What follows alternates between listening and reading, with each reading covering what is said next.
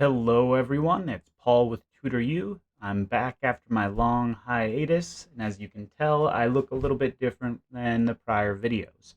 However, that's not important. I want to help you guys out with the GED length, volume, and area problems, so that's what we're going to work on today. If you guys need extra assistance, like personal help, like from me, go ahead and go to www.tutoru.com and contact me via my website. Let's get started on length, area, and volume.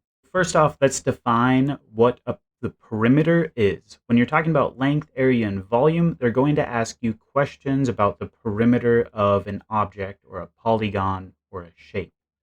So perimeter, think of perimeter as just walking around something. It is the distance around the object.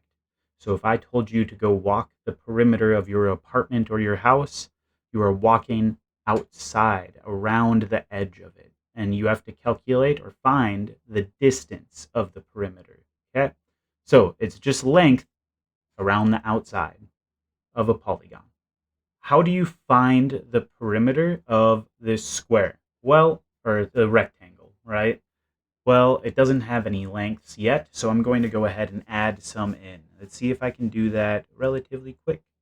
Let's say that this rectangle has a side of 4 and 1. And since this side is 4 and the rectangle has two equal sides, we know that the other side of the rectangle is also 4. This side is 1, so this side must be 1. And if we were to find the perimeter of this rectangle, we can go ahead and add the sides. And just think of it like you're walking around the outside. Okay? How far are you going when you're walking around the outside? Well, it is the 1, so 1 plus 4 plus 1 plus 4. And, in other words, that is 1 plus 4 is 5. 1 plus 4 is 5. So that makes a total of 10. So maybe this is in meters or feet. We'll just say feet. So the perimeter of this rectangle is 10 feet. And you want to make sure you put your units if they give you something, if they give you the object in units. Okay, so pretty easy for this type of shape, but it can get a little bit more complex, and I'll show you how to do that. So here I have a little bit more of a complex shape for us to figure out the perimeter on. And if you notice, it's just this random type of shape. It's like a backwards 7 or an upside down L type of thing, right? But the core idea, I want you to remember the core idea that it's like walking around the outside. So we know this is 250 meters, this side over here. So we just walked around this side. Boom, boom, boom, boom. Boop, boop, boop. So it is 250 meters. And this part right here is 30 meters. So let's start writing these down. So 250 plus 30. And then what is this part right here? Well, this is a rectangle. So this side must equal this side down here. So this must be 50 meters. So plus 50. This right here is 30 plus 30. And another 50 because of this part right here. So we have already walked around this entire part. And now we are just getting to this part. And this is where a little bit of math comes in handy. So what is the length of this part?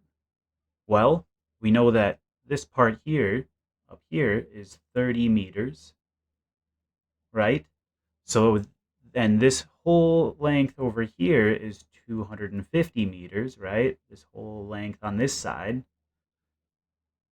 So 250 minus 30, because I'm taking this whole length over here and I'm subtracting this length over there. That would be 220 meters. 220. So what does that equal?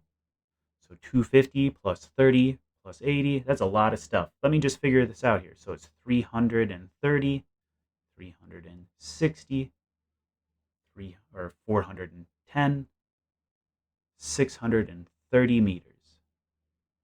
630 meters is the perimeter of this shape. So if we were to walk around the outside of the shape, we would travel 630 meters. We'll do one more perimeter problem. And with this one, the shape is a little bit different. So let's go ahead and just take a look. Remember, you are always going to be walking around the outside. So let's start off with the distance that we already have written down. And make sure to note that the unit is in feet. So we're going to start right here. Actually, we'll start right here. So we're going to walk across this whole area. And we have 50 feet. And then we're going to walk down. So then we have another 15 feet. Oh, I'm way off in the corner. I hope you guys can see. 15.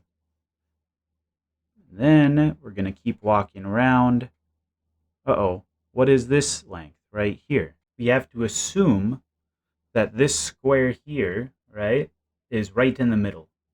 And that means that this length right here, or it's a rectangle technically, is 10 feet. Okay? And it's spot in the middle.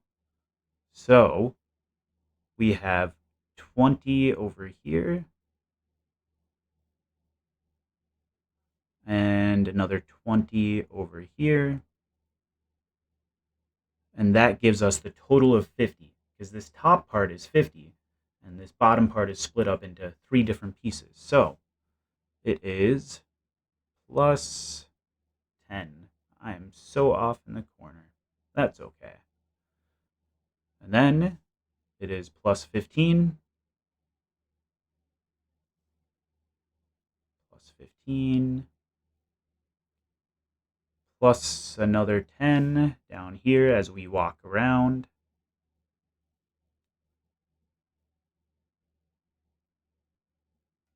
Plus 15 as we walk around this outside.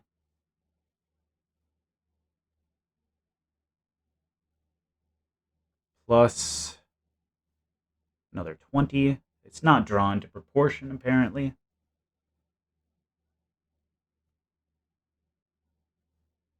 Plus another 15. And we're back at where we started. It took us a little while, but we walked around the outside. So let me get that plus 15 down, and we can add these all together. What does this equal? Well, so 50 plus 15 is 65. Plus 10 is 75. Plus 15 is 90. Plus 10 is 100. Plus another 15 is 115. Plus 20 is 135. Plus 15 is 150.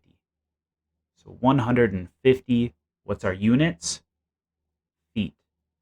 So we have 150 feet of our perimeter. So if we were to walk around, it would be 150 feet. So roughly about somebody's yard. So I hope this helps you figure out how to find perimeter, kind of understand a little bit better of what perimeter is. And of course, if you need any extra help, make sure you go to my website. I'll put the link down below. It is www.tutoru.com.